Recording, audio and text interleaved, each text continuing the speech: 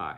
The film I'll be talking about today is Wanda. This film stars Barbara Loden and Michael Higgins.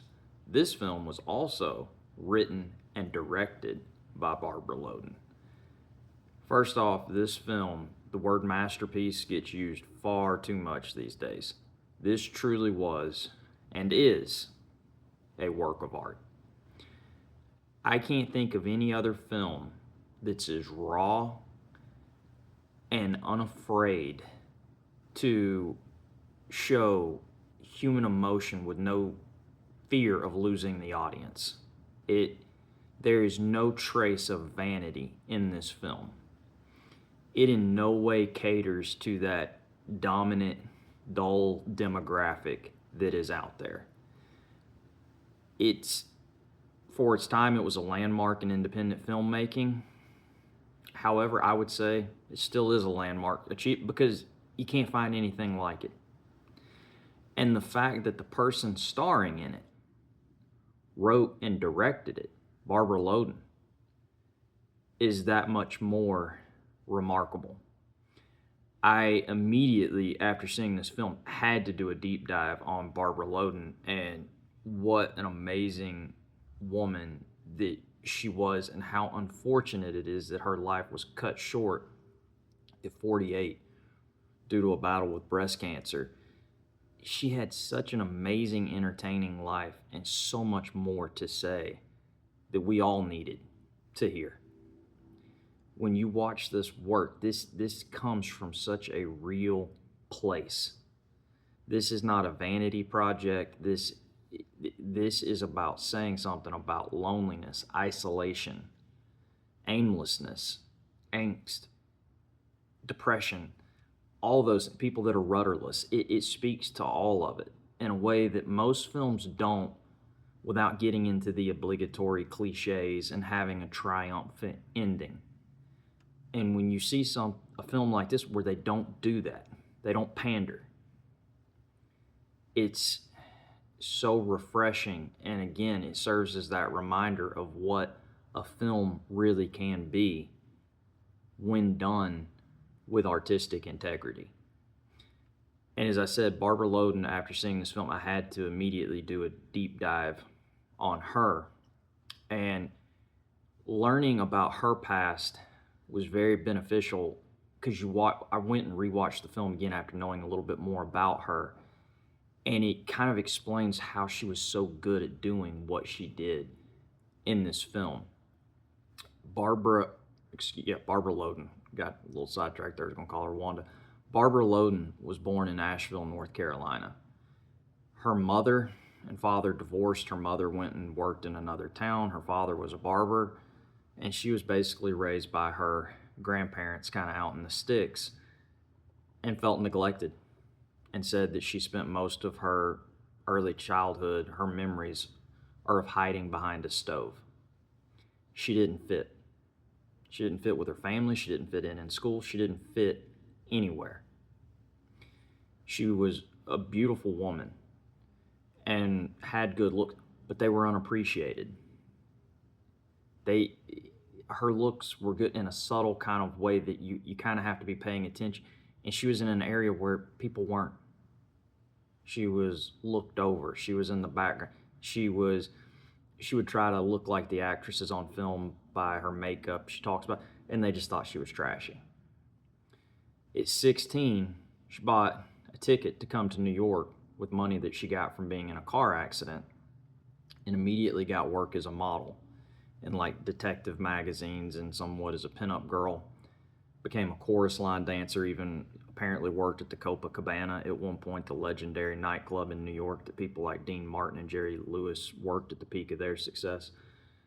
And then she goes on to become a TV sidekick to none other than Ernie Kovacs, one of the most groundbreaking, comedians ever, doing some of the most innovative stuff that people to this day still try to emulate, often unsuccessfully, but was truly a trailblazer in his own right.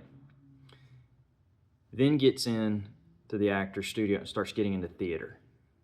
And she had said she had no interest in film. The film was fake. The The people on there were too perfect. They just made you feel inferior. She had no interest in that. But then, through plays, she gets in a film. She is married at the time. The marriage dissolves due to infidelity on both sides. She ends up meeting Elia Kazan and makes an appearance in one of his better films, Splendor in the Grass. He also did On the Waterfront, East of Eden. They then get into a relationship. And in Splendor in the Grass, her performance is so well as Warren Beatty's sister. And it's a small part, but she gets the absolute most out of it in Splendor in the Grass. It's worth going and rewatching just to see her at work in that film. And Natalie Wood's also great. It's one of those great old romance films that you really couldn't make today because we just don't have stars that shine that bright anymore. And then she portrays Marilyn Monroe in one of Kazan's plays to rave reviews. And it's understandable because if there's anybody that could kind of identify with the lonely, tragic side of Marilyn Monroe, who better than Barbara Loden? Someone who felt trapped in her own body, didn't feel at home anywhere. And Marilyn Monroe, that's her real name's Norma Jean, that was a creation. It was something she did for the public. So she's even herself a prisoner in her own body. And as she's, working her way up in the film industry, she comes across this newspaper article about this woman who was an accomplice to this guy in his crimes that he was committing, and she got sentenced to prison. She ended up thanking the judge for sentencing her to prison. And that strikes something with Loden. And that's where she came up with the idea for Wanda. That who would thank someone for sending them to prison? How does that work? And there was something that intrigued her in that article. Thus, she gave birth to the character in the film, Wanda. And so glad that she did. This film is set in rural Pennsylvania. And this is a warts and all production. This is not some slick Hollywood version of a hard story. This is truly down and out. No airbrushing. Here it is, unvarnished. Take it or leave it, but this is real. I mean, when that film starts, it looks like a documentary that would be on PBS about the impoverished people that live in the Appalachia area. That's what it feels like. And we first see her character asleep on somebody's couch with a pack of Marlboro Reds sitting on the arm of the couch. She gets up. She's lost her job at this factory where she makes, it's a down and out job. They have no use for her. She's late to a court hearing with her soon-to-be ex-husband, who, as she's running late, looks at the judge and says, this is typical of her. She's always late. She was a horrible wife. She was a terrible mother. She gets there. She agrees with him. She said, give him the divorce if that's what he wants. And the judge is kind of well, what about the children? They'd be better with him. She doesn't make any argument of that. The best thing that she could do for them is to let somebody else have them. And when you see someone who knows they're that broken, or at least feels that they are, puts up no fight, sees that as a gift that she's giving her own offspring, I'll remove myself. I'm the cancer that has to be removed. The honesty of it, she doesn't even give an account of, well, do you understand the marriage wasn't what I wanted? None of that. And then she's out of the courtroom. She's in a bar. She's just kind of having a beer. A guy says, I'll take care of that. Cut to, they're in a hotel room. We know they've had a one-night stand. He kind of quietly tries to get out of the hotel, and he's going to leave her. She gets up. She's getting dressed in her. She doesn't love him, but she's got nowhere to go. Nobody. So she'd like to just kind of be along for the ride, at least temporarily. He stops at this little Dairy Queen-like place, lets her out, this little kind of dairy spot, takes off, leaves her. Then cuts to her in a movie theater. She wakes up asleep in the theater. The boy sweeping kind of gets her attention. He helps her find her purse. She's kind of looking around in the purse. Her money's been taken. So she, at this point, she's really just got nothing. And she only went into the theater to escape, be in a dark room for a little while. She then goes into this bar, and the guy's like, how did you get in here? I thought the door was locked. And he seems very... And she's like, look, I just want to use the restroom back there. And she's kind of splashing the water on her face. She's just down and out. She's like, just come on. Kind of oblivious. She walks around the counter and she's like, could I at least just have a beer? And we see that this guy's very preoccupied. And he's looking out the blinds. He sees people. He sees a cop car. And then she said, do you happen to have any, like a paper or something? I'm kind of wet. And the camera then... brilliant direction by her, shows that the proprietor of the bar is on the floor with the dish rag in his mouth. This guy's robbing the place. And he kind of gives her the drink, checks back, and then he grabs her and they're off. When she realizes what he's done, and this character played by Michael Higgins in the film is referred to as Mr. Dennis. This is not a Bonnie and Clyde story, even though she goes along after she knows what he's done and they're in the hotel room together. He is anything but movie star handsome. And she's not Faye Dunaway. So many films would make it the bad boy comes through town who's good looking, sees this pretty, and they're going to take the world on together. That's not what this is. He treats her like crap. He wears glasses. He's older. He's not particularly tall. There's nothing really movie star about him. He looks like some random guy that you just pick up off the street. I mean, he just looks like somebody that would work at a bank and take your money and tell you to have a nice day. But he exudes this kind of negativity and this anger around her that you do see that he's dangerous. But she doesn't care. Where's she gonna go? It's something. It's some type of life. And she doesn't have one. So what has she got to lose? Nothing. He sends her to go get these hamburgers and says, nothing on them. I don't want any garbage. That's what he refers to, meaning onions. She gets back. She's made a mistake. He looked out and saw that she was talking to someone on the way. He immediately slaps her. She seems very unfazed by this. She's not used to being treated well. So what? Makes her take the stuff off the hamburgers. She acquiesces, seems to have no problem doing it. And if anything, seems to just simply like the fact that she has somebody to communicate with. Even though he's treating her horribly. There's some type of life going on. There's something. And the film goes on. He takes her to a mall and tells her to get some new clothes. And she comes out and he's like, no, I don't want to see you wearing. And he's like getting stuff out of one car into another one as he's stealing the car. I don't ever want to see you in pants. I don't ever want to see. He disregards her completely. So even though she's with someone, she's still not seen. He's always telling her how stupid she is, how dumb, why do you say this? And tells her on multiple occasions, you can leave. But she doesn't.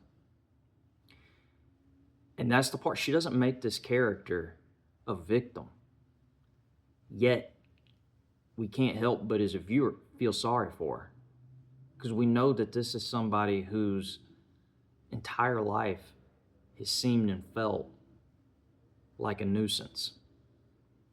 And what that kind of reality, living with that, what that can do to a person who's always going to be in search of a place where they belong, even though they know the look for it is an exercise in futility. And so many films, like I mentioned Bonnie and Clyde earlier, but other films like Thelma and Louise, where you see the female protagonist Normally it would be at a certain point she stands up to the guy and says, hey, I'm not putting up with this anymore. And she takes action, matters into her own hands, and she, becomes a powerful woman overnight, and now we're not taking it anymore, and it would have a strong, heavy message. This film doesn't do that. She's just along for the ride. This isn't, in Thelma and Louise, for instance, like the guy in the film that, it kind of launched Brad Pitt's career. He has a six-pack, and Gina Davis has some tryst with him, and, the mean trucker with the misogynistic mud flaps on his truck, so they kill him, and it's so gimmicky. There's no depth. It's so much of, it's sitcom-y almost. And I hate those movies because I feel insulted by them. And this film doesn't ever dip its toe in that type of water. It never does. It stays away from it. There's not a fake, false, obligatory moment in this film.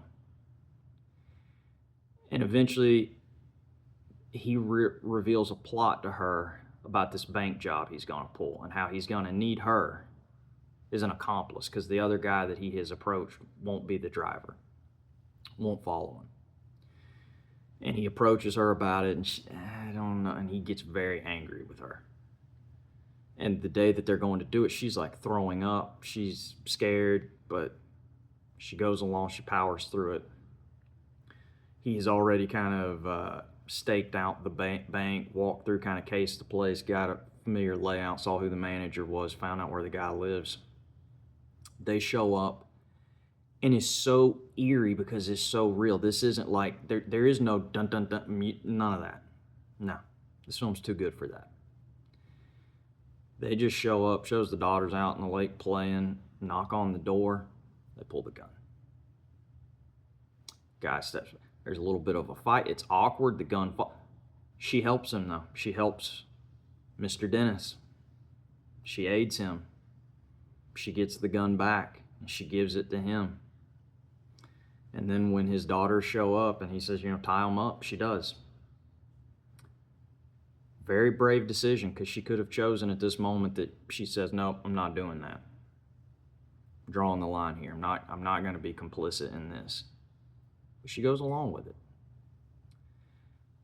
And he then shows them this bomb and says it's set to go off at a certain time.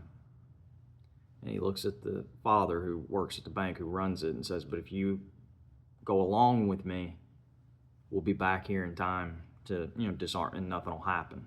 But you got to help me out on this one. So she's following them to the bank. She actually ends up getting pulled over. They make it to the bank. He walks in with his gun on the guy. And they're kind of going through. They've filled the bag. He's walking out. Cops were notified when that vault was open that something was. So they come in. The guy gets away from him. They got the guns drawn on him. We don't see him get killed, but we know that he does. He decides he's not going to surrender. He just goes out in a hail of gunfire. That's how he's going to die. Better than going to prison. Or we can at least assume that's what he's thought. The audience, or the film, doesn't pander to us and spell it out. We just treats us like adults and lets us make our own assumptions. And we see her pull up, and she's kind of observing. Nobody's paying her any attention. Nobody. Then it cuts to her at a bar, sitting there with this guy in his little army outfit, and he's drinking, and she's kind of listening to the TV as it's explaining what's happened today. He has no idea she's in any way connected to it, and he's like, you don't have to talk, and she's just sitting there in this daze. The one person that she somewhat cared about is gone. And on the news it says that bomb was a dummy bomb. It was just meant to scare the people. It was not even real.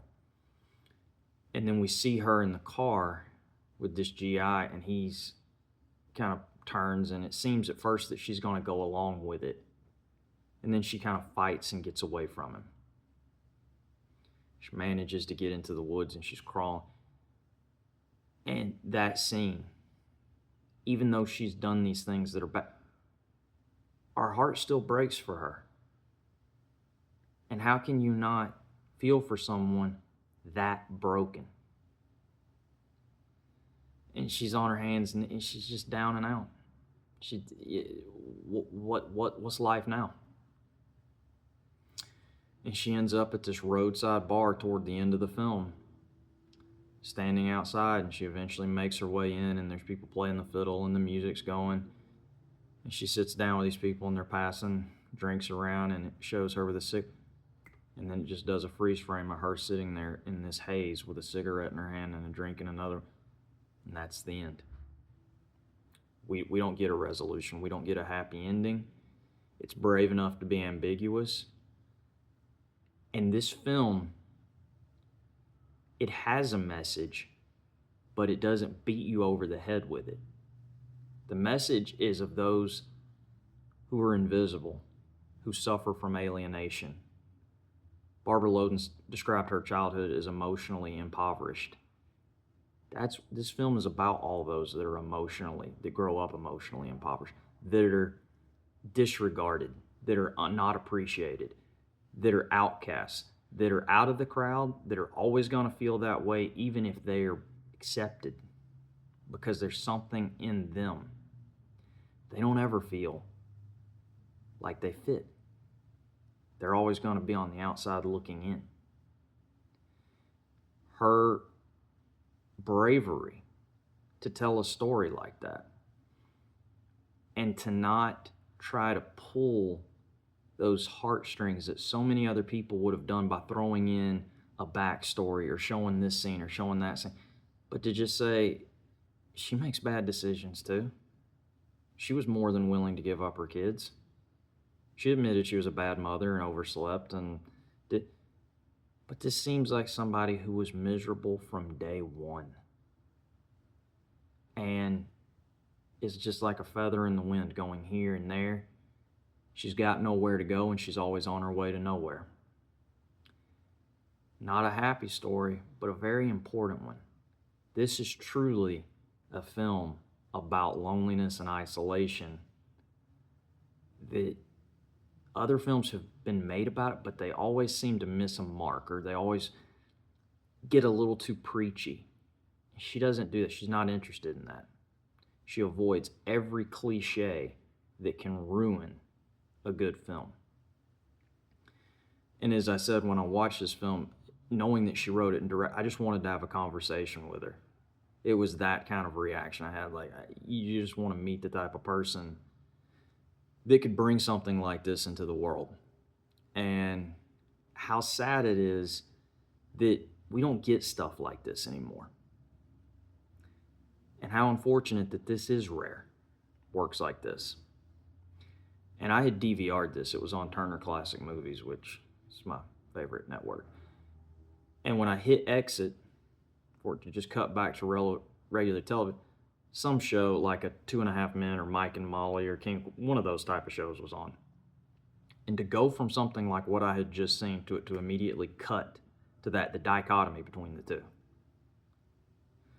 of art versus generic garbage that we consume every day, that never attempts to say anything, that only attempts to entertain while, a few commercials come in trying to sell you something. And most films have gotten that. Top Gun Maverick, I saw it, I still couldn't even tell you what that film was about. And it reminded me of when I was driving to college one night and I was listening to Hank Williams. And when I went to hit the eject button after I'd finished the CD, a Kenny Chesney song was on, talking about a keg in the closet. And I just remember that it's hard to even stomach that after listening to Hank Williams. And that's how I felt when I cut this film off. It's like, it's so depressing to have to come back down after seeing someone elevate it to that type of level. There's a documentary on YouTube called I Am Wanda about her. I'm about 30 minutes in. It delivers. If you don't know who Barbara Loden is, do yourself a favor and find out. You'll be grateful that you did. Until next time, thanks.